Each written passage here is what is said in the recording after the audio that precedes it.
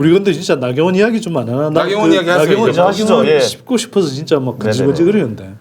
뭐 하세요. 자 시작해 보세요. 아니 뭐 그렇다고 이렇게 갑자기 막 하라 그러면 아니 이번에 진짜 그 아니 영민이가 좀 이야기를 해야지. 국회에서 저 메머드급 아주 핵폭탄급이 터졌잖아요. 뭐 수석 대변인이냐 대통령이 북한 김정은 위원장에 뭐 그런 얘기가 나와서 여러분들이 많이 막 분노도 하고 좀 연설도 못하게 하고 그러는데 끝까지 연설을 마치고 저는 마지막에 나온 모습이 참 이제 오늘 MB도 그렇고 주먹을 불끈 쥐는 모습을 많이 좀 보게 되더라고요. 저는 좀 그 모습에서 뭔가를 많이 기획을 하고 아예 머리를 써가지고 한번 노리고 연설을 했다. 약간 이런 모습이 좀 보이고 그 대사, 전 대사라고 좀 표현하겠습니다. 그러니까 미리 짰겠죠, 그 내용을. 그 부분을 유독 씹더라고요. 그러니까 내가 이걸 읽으려고 약간 좀 연습을 좀 했나 봐요. 긴장을 좀 한 거야. 그러니까 이제 걔가 이제 기본적으로 예. 그 똑똑이들, 학벌 좋고 가문 좋은 이런 애들 평생 오냐 잘한다 이 소리 듣고 온 애들이 그거 할 때는 정말 뭐 진짜 큰 마음 먹고 긴장하죠. 긴장하고 나가서 얘기했을 거예요. 왜냐면 저도 이제 개국 콘서트 무대에 설 때 좀 웃기는 포인트다, 중요한 포인트다라고 하면 좀 가끔 씹을 때 있거든요. 왜 사람이니까. 그건 어쩔 수 없는 건데. 그리고 이런 거 있잖아요. 예를 들면 저기 하지 말자. 옛날에 외모를 비하는 유머인데 하지 말아야죠. 너처럼 될 것 같아. 그거 어떻게 되는데 나처럼 잘 된 사람이 없다고. 네, 알았어요. 근데 이게 대한민국 정치의 불변의 법칙 중에 하나가 있는데 여야가 서로 잘해. 정치적으로 굉장히 성숙해 있어요. 이러면 여당이 유리합니다. 결과는. 근데 여야가 같이 개판쳐. 그러면 야당이 잃을 게 없어요. 왜냐하면 국정 운영은 여당이 책임지는 거예요. 그래서 아니 저기 자유한국당이 발목 잡기 위해서 아무것도 못했어요. 이게 사실은 그렇다면 책임이 온전히 자유한국당에 가느냐? 그렇지 않습니다. 나중에 결과적으로 다음 선거 앞에 닥쳐서 자유한국당이나 지금 나경원 씨의 이른바 전략은 그냥 아무것도 안 되게 하는 거야. 그러니까 모든 걸 다 비토하고 반대하고 깽판 치고 판을 흔드는구나. 이래서 국회가 아무것도 안 되게 하는 거예요. 이게 목표예요.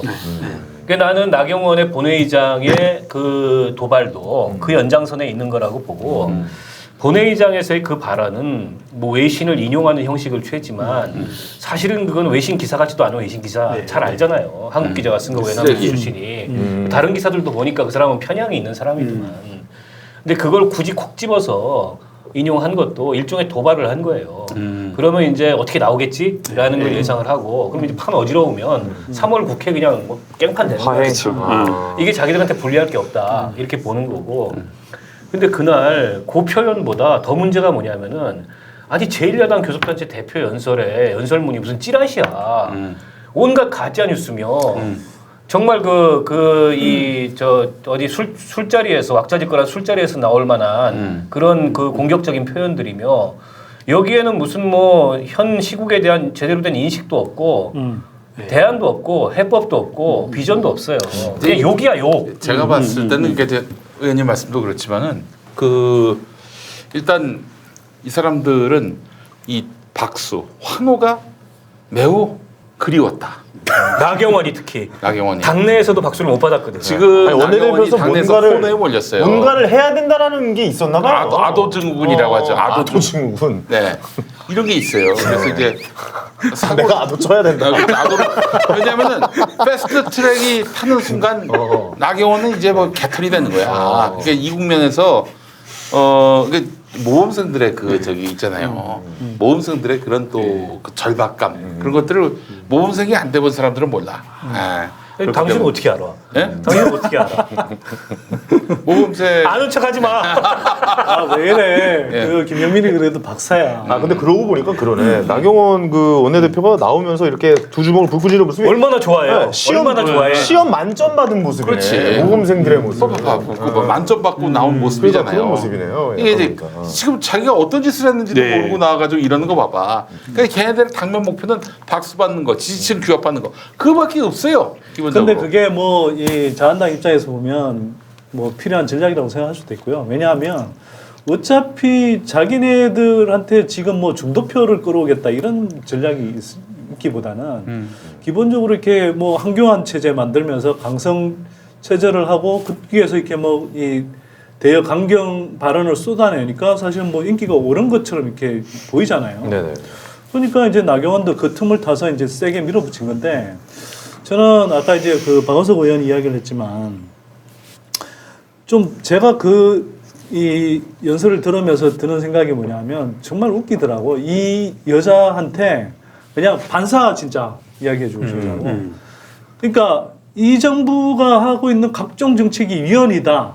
이런 이야기를 하고 거기에다가 이 정부가 뭐 하고 있는 게 다 가짜 뉴스다라는 식으로 이야기를 하는데 이 나경원의 인식이나 발언부터가 사실은 대부분 위헌적인 발언, 인식.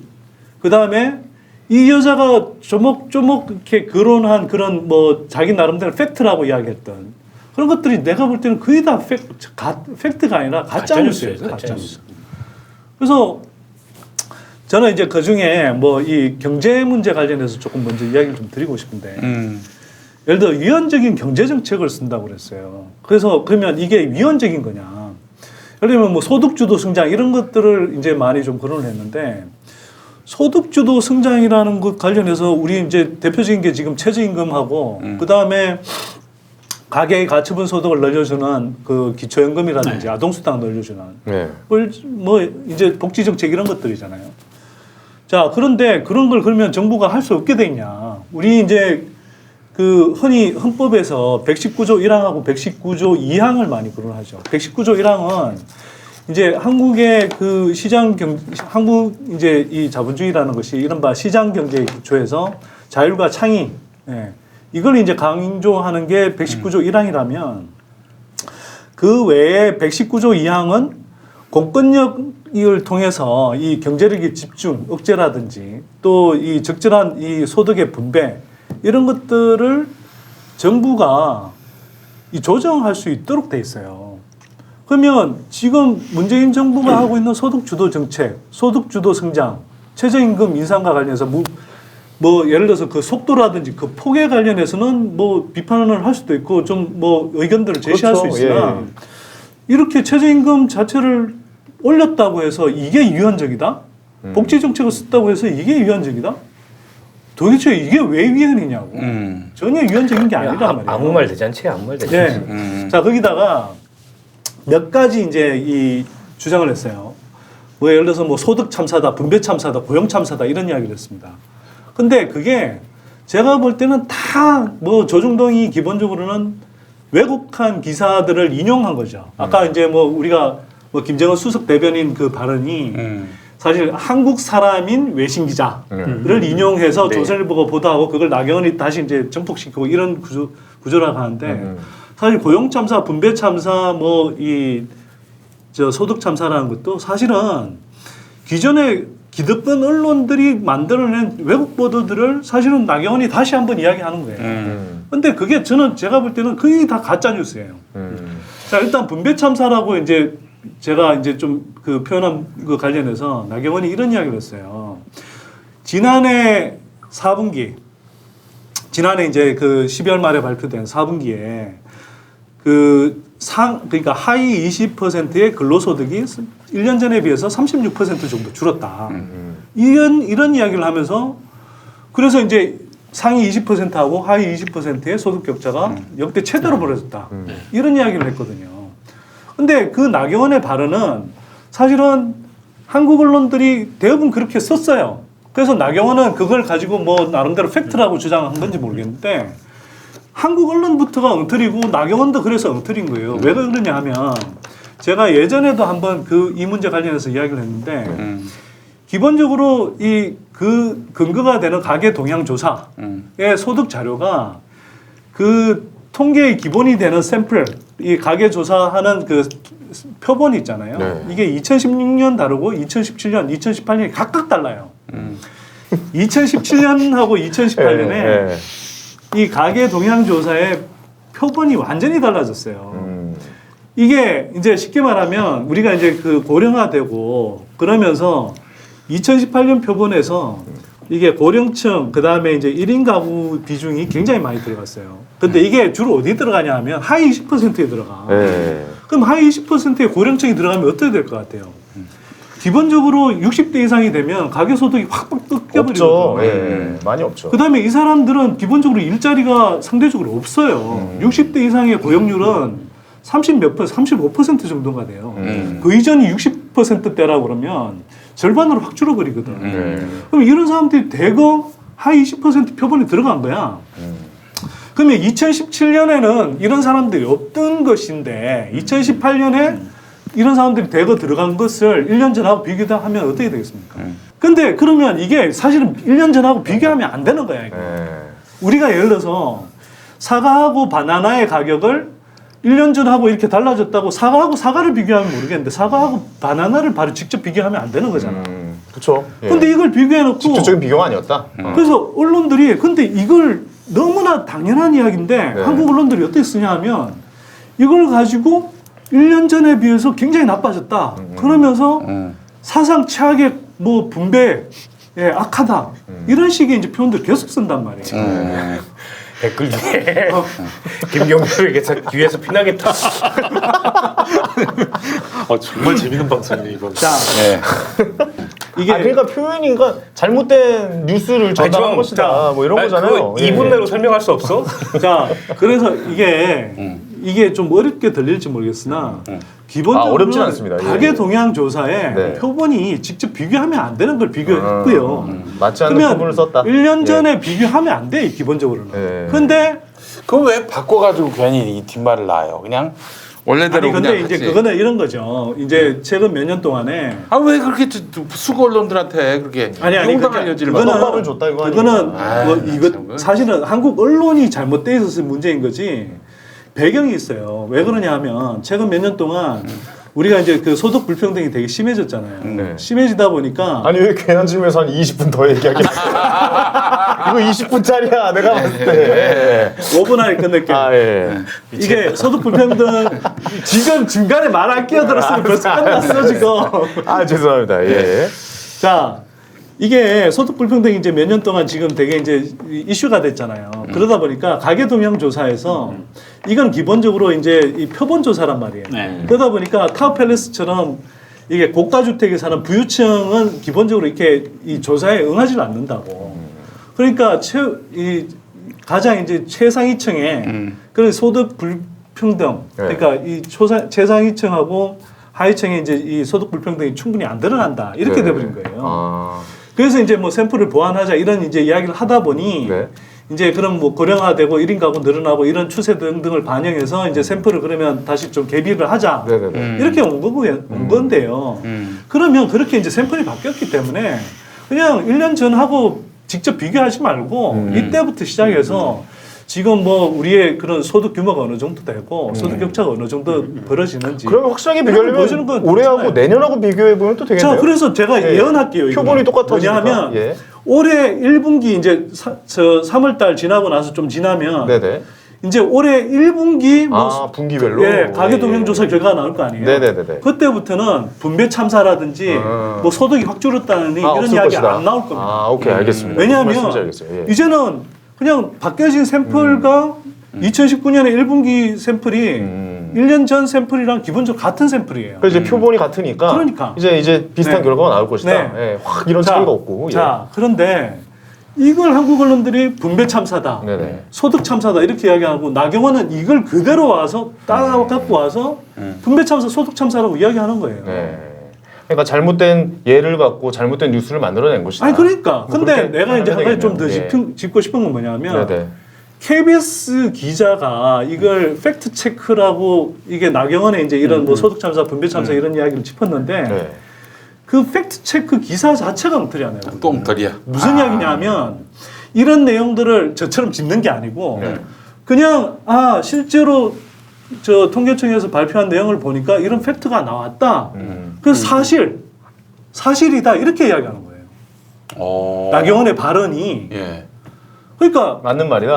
그러니까 이게 우리가 이제 잘 생각해야 되는 게 팩트 체크라는 게 중요한 게 아니라 그냥 숫자가 그냥 통계청에서 발표된 수치를 인용했다가 중요한 게 아니라 제가 생각할 때 중요한 건 뭐냐면 실체적 진실에 부합하는가를 검증해 줘야 되는 거예요. 나경원이 통계청 자료를 인용함에 있어서 그 자료의 원본을 뭐 왜곡 없이 인용했다 이런 건데 그 원 자료 자체가 문제가 잘못된 있다. 자료라는 얘기 아니에요. 표본을 잘못 이용한 자료가 원자료 자체를 이용할 때 그게 그런 비교를 하면 안 되는 건데 그런 비교가 비교를 가능한 자료가 아니었다. 그러니까 언론이 잘못 보도했다라는 걸 이야기하지 않고 그 통계청에서 발표한 자료를 가지고 나경원이 인용했으니 문제가 없다라는 식의 나 진짜 저도 팩트 그 통계에 오류가 좀 있다고 봐요. 그러니까 자기 그래서- 입맛에 맞는 통계만 갖다 쓰는 사람들이 있어요. 그러니까 어디 우리가 이제 나올 때. 요즘 팩트 체크를 많이 참 하는데 꼴보기 싫더라고요. 예. 팩트 체크도 그 팩트 체크를 하는 뭐 기자라든지 사람의 역량에 따라서 사실은 팩트 체크의 수준이 굉장히 많이 달라집니다. 그래서 이런 사실 KBS가 팩트 체크를 한다고 하는데 나 그 기사가 정말 한심스럽더라고요. 아, 저 우리 기자들이 말이죠. 사실 그 국민들이 기본적으로 그 신뢰를 신뢰를 안 보이고 있거든요. 그 이유는 뭐냐면 지난 정부 때는 뭐 월급이 한 푼 줄었습니까?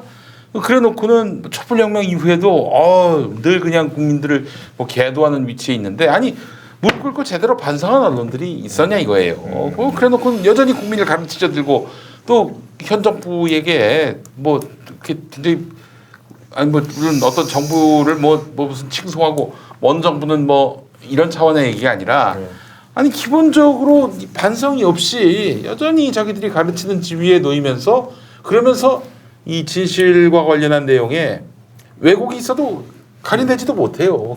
그냥 쓸데없는 허풍은 들어가 있으면서 국민들한테 신뢰를 받지 못하고 있는 이런 현실이 오늘 이런 보도 참사를 만들어낸 게 지금 아닌가. 뭐 저영당이 저렇게 하는 거는 이제 한마디로 국회에서 아무것도 안 되게 무한 깽판을 치겠다는 거고. 근데 무한 깽판을 치면 결국 여당만 자기들은 잃을 게 없다는 거예요. 자기들은 잃을 게 없다. 그런데다가 그러니까 사실은 뭐 말도 안 되는 프레임을 계속 만들어 가지고 좌파 독재다. 뭐 또 뭐 김정은의 대변인이다. 이게 다 프레임 씌우는 거거든 그냥. 그걸 박근혜 사면해야 된다 이런 식으로. 지금 곧 있으면은 장관 청문회가 있어요. 네. 장관 청문회 때 지금 타겟을 김현철 통일부 장관 후보자로 잡고 있어요. 그분이 과거에 썼던 뭐 SNS 글 뭐 등등해서 뿐만 아니고 이제 종북 인사다 이런 식으로 지금 몰아가려고 하고 있거든. 그래서 사실은 나경원이가 뭐 김정은의 대변인이다 이 얘기 한 것도 청문회 때 어떻게든지 김현철을 낙마시키겠다. 여기에 대한 이제 일종의 예고편, 선전포고를 날린 거고 그걸 위한 이제 프레임을 만든 거고. 지금 근데 그 다음 날, 그 당일 날 민주당이 이제 의총하면서 뭐 국가 모독죄 해가지고 윤리 제소하고 이랬는데 사실은 뭐 그런 식의 대응은 뭐 감정적일 수밖에 없어요. 그 자리에서 그렇게 저기 하면. 근데 이제 뭐 그런 식의 대응을 해봐야 불리한 건 여당이고 왜냐면 저쪽은 아무것도 할 생각이 없기 때문에. 지금 가장 냉정한 대응은 뭐냐면은 비도 안 돌아보고 패스트트랙을 가는 겁니다. 그렇지. 비도 안 돌아보고 패스트트랙을 가는 그냥 겁니다. 아예 패스트트랙 가면은 완전히 빅엿을 매길 수 있는 거예요. 그래서 나경원이한테. 지금 일단 얘기가 좀 좁혀지고 있는데 선거제도 개혁에 관해서 여전히 쟁점이 있어요. 완전 연동형이냐, 뭐 내지는 50%냐. 근데 뭐 어쨌든 민주당이 300석 이상 늘릴 수 없다고 나오고 뭐 완전 연동형은 못 받겠다고 하기 때문에 뭐 이 100보 걸을 거 100보 못 걸으면 50보라도 가야죠. 그게 이제 우리 생각이고 그리고 그 나머지 법안 플러스 알파 법안도 대충 정리가 됐어요. 네네네. 지금 이제 그 공수처법하고 검경 수사권 조정을 위한 법만 세 가지 법만 하는 것으로. 근데 바른미래당 내부가 조금 복잡한 것 같아. 바른미래당도 발표했잖아요, 근데. 아니 근데 바른미래당 내부에 구새누리당계와 구국민의당 계열이 생각이 완전히 달라요. 구새누리당계는 일단 정서적으로 지금의 여당인 민주당과 일종의 한시적인 정책연합을 하는 거에 대한 거부감이 큰 거야. 뿐만 아니라 보수통합이라는 자기들의 어쨌든 뭐 큰 이 뭐 슬로건 네네. 이런 걸 완전히 지금 접은 건 아니거든. 저쪽이 황교안이고 뭐 잘 안 되고는 있지만. 그래서 바른미래당 내부가 생각이 복잡해. 그리고 이제 뭐 자유한국당 쪽에서 계속 이렇게 가서 옆구리 찌를 거 아니야. 그거 하면 니네 이제 여당 되는 거다. 야, 니네 이제 못 들어온다 아예. 여당 이중대 되는 거다. 근데 바른미래당도 잘 생각해봐야 돼요. 여기서 자기들이 뭐 개혁적 보수니 뭐 합리적 보수니 이딴 얘기 시컨 떠들어놨는데 지금 굉장히 결정적인 이 분기점이거든. 이게 국회가 자유한국당에 의해서 식물국회로 전락하느냐 아니면 국회가 뭔가 한 걸음이라도 나갈 수 있는 그런 국회가 되느냐 이 키가 어떻게 보면 바른미래당한테 달려있을 수도 있어요. 그렇죠. 또 만약 여기서 이 바른미래당이 뭐 주저주저 해가지고 패스트트랙 못 간다 이러면 결과적으로는 이 자유한국당하고 똑같은 책임을 질 수밖에 없다. 나는 그렇게 보고 아니 설사 바른미래당 내부가 두 쪽이 나는 한이더라도 이 문제는 바른미래당 지도부는 밀고 가야 된다 그렇게 생각을 하고요. 그래서 냉정하게 패스트트랙을 가는 겁니다. 그게 사실은 가장 저 자유한국당의 지금 이 말하자면 망나니식의 행동에 대해서 가장 냉정하게 대응하는 방법이에요. 그렇지. 일체 대응하지 말로 말고. 뭐 네. 너는 뭐 무슨 아베 대변인이니 뭐 아베 뭐니 이런 얘기 해봐야 그렇게 말로 해가지고 나경원이 철이 들면 나라도 하겠어요. 근데 안 되거든. 아무리 얘기해봐야. 가서 뭐 윤리위원회 뭐 이런 것도 안 해야 돼. 그거 중요하지 않아요. 윤리위원회 해봐야 윤리위원회 논의도 안 돼. 아, 그래요? 윤리위원장이 자유한국당이에요. 논의도 안 돼. 저쪽도 제소했잖아. 홍영표, 그러니까. 이해찬 예. 제소했잖아. 그러니까 이거는 아예 필요 없는 짓이군요. 이건 뭐 하나마나한 행동이고 지금 가장 효과적인 대응은 냉정하게 패스트트랙 가는 겁니다. 그래가지고 법 통과시켜 버리는 거예요. 네. 저는 이제 나경원이 이제 이 선거제도 이제 패스트트랙 관련해서 네. 완전 히 정반대 이야기를 해버린 거잖아요. 그러니까 의원 정수를 270석으로 줄이겠다. 그리고 지역 의원으로만 가겠다. 네. 그리고 비례대표 없앤다는 그렇죠. 거죠? 예. 지금 사실은 지가 비례대표 출신이면서. 지금 이제 그렇죠. 아니, 지금 근데 어쨌거나 패스트트랙 자한당의 당내 그게 맞는 말 그게 당론도 아니야. 당론이에요? 뭐 어떻게 당론도 되는 아니죠. 거예요? 근데 지금 나경원의 노림수는 저는 그거라고 봐요. 일단 국민들이 적자적으로 생각할 때는 국회의원들 한의인들 없다. 맨날 싸움질만 한다. 그런데 그래서 국회의원들 밥값하냐? 줄여야 된다. 이런 사실 정서가 상당히 있거든요. 네네. 사실 특히 보수층 중에. 그걸 사실 찌른 거라고 봐요. 거기다가 이제 아예 지역구 의원으로만 채우겠다. 이렇게 이제 이야기했는데 이건 사실은 기본적으로 지금 자한당을 제외한 다른 정당들이 패스트트랙 이제로 합의하고자 할 때 중요한 포인트가 결국 비례대표 정수를 늘려서 해야 되는 건데 그걸 아예 완전히 야지를 놓겠다는 거지. 네네네. 근데 나경원 말이 진짜 저는 웃긴다고 생각하는 게 그러면 비례대표를 통해서 그동안 이렇게 좀 가져왔던 그런 전문성을 어떻게 확보할 거냐. 네네. 나경원 이야기는 지역구 의원들이 더 열심히 뛰고 또 전문성도 이렇게 겸비한 사람들 아유 쓰레기들이에요. 그 새끼들은 이제 더 이상 얘기할 것도 없어 이제. 뭐 그러니까 이 이 작은 년 뒤에 목소리들은 아예 듣지도 않겠다는 자한당뿐만 얘기입니다. 아니라 사실은 예. 지역구 의원들은요. 뭐 이 국회의원들 이렇게 활동들을 쭉 보면 알 텐데 아유. 정말 대부분의 지역구 의원들 상당수가 사실은 아침부터 밤까지 경조사 다니거나 이런저런 행사 챙기기 굉장히 바쁩니다. 이게 그 사람들이 무슨 열의가 없어서가 아니라 네. 기본적으로 다음 총선에서 자기가 그 지역구를 지키려고 그러면 그런 것들을 해야 돼요. 그런 상태에서 무슨 전문성을 계속 뭐 갖고 갈 수 있다? 그 전문성은 물론 지역구 의원들 중에 열심히 하는 분들이 분명히 챙길 수도 있지만 네. 기본적으로 비례대표를 통해서 이 비례대표는 확보된 있어야죠. 전문 인력들이 예. 사실 아니, 또 당연히 전문성이 있어야죠. 예. 훨씬 더 보강돼야 되는 거예요. 그럼요. 특히 가면 갈수록 지금 복잡하다는 그런 이 경제 뭐 여러 가지 현안들이 있는 사안에서 굉장히 빨리 변하는 이 세상 속에서 네. 이런 전문성을 가지지 않은 사람들이 들어가서 계속 국회를 좌우하고 국정을 이끌어간다? 어렵죠. 정말 내가 볼 땐 진짜 또라이 같은 이 발언을 한 거라고요. 알겠습니다. 알겠습니다. 네네. 아이고 뭐 오늘 여러 가지 얘기들 했는데 네. 저 하나만 좀 우리 우리 위원장님께 여쭤보고 싶은 것이 삼성 바이오로직스 압수수색을 했어요. 예. 이제 와서 압수수색하는 이유가 지금 이제 겉으로 드러나지는 않고 있지만 계속 꾸준히 전에 얼마 전에 압수수색을 했었고 계속 그 물밑으로 수사 진행 중인 것으로 알고 있습니다. 그러면은 이제 재판에서 네. 삼성 바이오로직스의 분식회계 네. 이 건에 대해서 검찰이 의지를 갖고 지금 뒤를 캐고 있다. 강골 검사 윤석열 검사장께서 이렇게 자꾸 관심을 갖고 하시니까 관심을 네. 갖고. 저는 오. 이건 이제 뭐 정치적 수사가 아니라 저는 이제 윤석열 검사를 비롯한 그 아래 이제 맡은 팀들 믿습니다. 자, 지금 뭐 거래 중지됐던 거 다 풀렸고 네. 그다음에 상장 폐지 가능하지도 않고 이렇게 돼버렸잖아요. 이게 그래서 어떻게 됐나 진짜. 지금 방법은 검찰 수사밖에 안 남았어요. 네, 거의 네. 이 삼바 관련해서. 네네. 그래서 윤석열 검사장이 어쨌든 상당히 의지가 있는 것으로 네. 알려져 있기 때문에 한번 검찰 수사를 기대해봐야 될 것 같아요. 그런데 그거 한번 좀 네. 여쭤봅시다. 이게 압수수색을 좀 더 일찍 할 수 있었는데 왜 지금에서야 압수수색을 했을까요? 했었고 지금 2차 압수수색이거든요. 2차이긴 하지만 사실 1차 압수수색도 네. 그때 뭐 바로 하지는 않았었거든요, 사실. 예, 맞습니다. 네. 네. 네. 네. 네. 근데 왜 이렇게 좀 강한 의지를 갖고 있다고 그래서 저도 이제 기본적으로는 윤석열 검사가 강불 검사고 기본적으로 믿어요.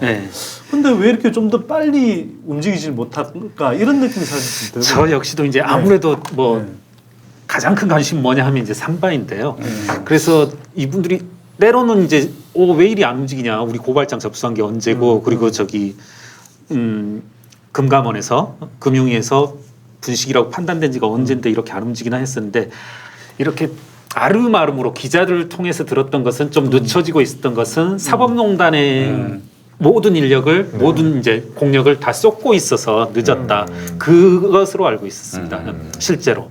그래서 이제 본격적으로 수사를 시작하자 했던 게 2, 3개월 전에 있었던 1차 압수수색. 그리고 이제 제가 알기로는 약간의 저의 이제 추정도 있습니다만은 그간 이제 물밑으로 하던 수사 작업의 일환으로서 더 드러난 이제 뭔가 증거를 확보하기 위해서 이번 이제 압수수색을 하지 않았나 이렇게 추측합니다. 알겠습니다. 알겠습니다. 네네. 마무리할까요? 네, 마무리하실까요? 예. 자, 오늘 김경률 회계사님 모시고 이제 조양호 퇴출 조아웃 CHO OUT.com 여기에 대한항공 지분 한 주라도 갖고 계신 분들 그러니까요. 연락해 주십시오. 이렇게 해서 조양호 한번 몰아냅시다. 네. 조양호만 몰아내는 것이 아니라 재벌들한테 경종을 울리는 거예요. 그럼요. 그게 그럼요. 굉장히 중요해요. 아, 좋은 말씀하셨네요. 갑질을 예. 하는 이 재벌들 네네. 주주들이 뭉치면은 예. 죽단다 이런 것들 한번 이거 보여주시고 진짜 좋은 말씀하셨네요. 매우 중요한 재벌 개혁의 한 방편이기 때문에 그렇습니다. 한 주라도 갖고 있는 분들 반드시 조아웃 CHOOUT.com으로 네. 많이들 또 이렇게 아니 우리가 뭐 종을 한번 올려봅시다. 조종을 경종, 한번 예. 경종 조종 다 한번 네, 다 경종 조종 한번 올려보죠. 올려봅시다. 예, 알겠습니다. 자, 오늘 선대인 소장님, 우리 박원석 의원님, 김경률 회계사님, 황현희 시장, 네네. 김용민이가 함께한 황금선바. 다음 주에 또 기약하겠습니다. 알겠습니다. 자, 좋은 한 주 보내십시오. 감사합니다. 감사합니다.